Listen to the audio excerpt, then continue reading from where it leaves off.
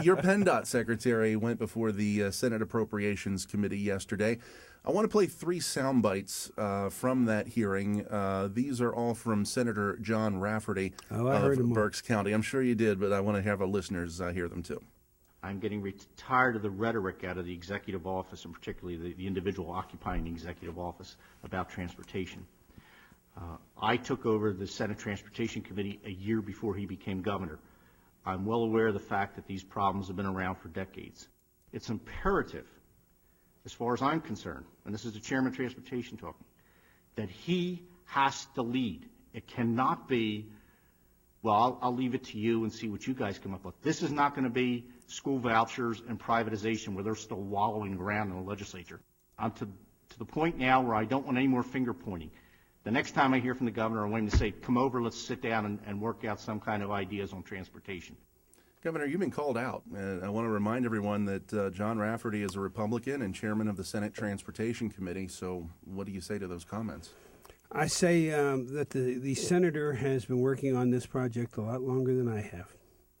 I have inherited a budget that was $4 billion in the hole. We've been fixing that. We've been fixing it again this year because we're $1 billion in the hole. If the transportation issue was such an easy one, I'm sure that the senator and his colleagues would have gotten it done the year before I entered office, or sometime during the special session on transportation that Governor Rendell called for. That the leadership of the House at that time was under Democrat control. They did nothing at this point. And we're not finger pointing here, but I can get a little annoyed when people expect us to fix everything in now, 13 months I've been in office, when other people have been serving in the legislature for many more years than that. When I'd lead, and I have continued to lead on many issues. We're taking a look at this, but this is a very touchy issue, especially on the financial side of how you're going to do it. And all you have to do right now is take a look at the cost of gas going up and the fear of $5 a gallon. Because a gas tax would almost certainly be part of the solution? Is that well, the reason? Right now, if you're going to get additional money, one of the solutions is some form of a gasoline tax. Other solutions, there's P3 legislation, public-private partnership legislation going through. There's tolling that the federal government has not done anything about, and they're sitting on. There's efficiencies that obviously, and I think that my Secretary of Transportation talked about some of the efficiencies that we're working on. But you do not fix this overnight. And I think there are some in the legislature who expect it to be fixed overnight when they are, and I'm not talking about Senator Rafferty here, they are equally culpable of not fixing it for 10, 15, 20 years. Governor, you mentioned the P3 legislation, public-private partnerships. It's poised for a final House vote when they return after the appropriations hearings. And I want to ask you, this is obviously just a small piece of the puzzle here, but what do you envision that enabling Pennsylvania to do on the transportation front?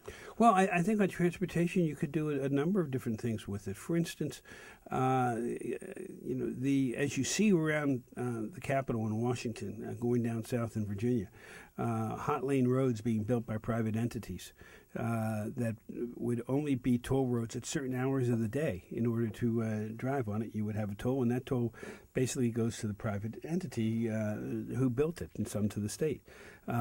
That's exactly what I could see in a number of different areas. If anybody can figure out the topography of southeastern Pennsylvania to build something along the Schuylkill Expressway, Yeah. That one would make a ton of money. We all know that if you drive down there. There's nowhere to build. The parkways around Pittsburgh, Parkway East and Parkway West, the same thing. That would be done. Here in central Pennsylvania, Interstate 81 from Carlisle to Indiantown Gap, we could easily put have need of a third lane. I don't know if it's easy to put in there, but that would enable that kind of legislation would enable us to start moving on projects like that.